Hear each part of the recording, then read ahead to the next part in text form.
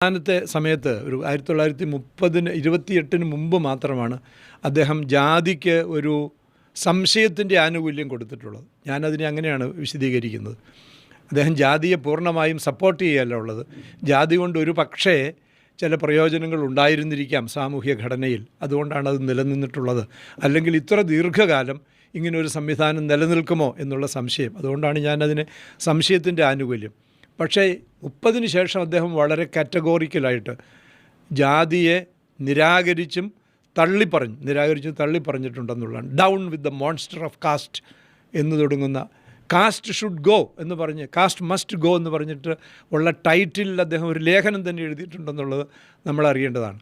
നിർഭാഗ്യവശാൽ ഗാന്ധിജിയെ ഒരു ജാതിവാദിയായി ചാപ്പകുത്തണം എന്ന് നിർബന്ധമുള്ള ആളുകൾ ഇതൊന്നും ഇപ്പം അരുന്ധതി റോയ് ഉൾപ്പെടെയുള്ള ആളുകൾ അവരുടെ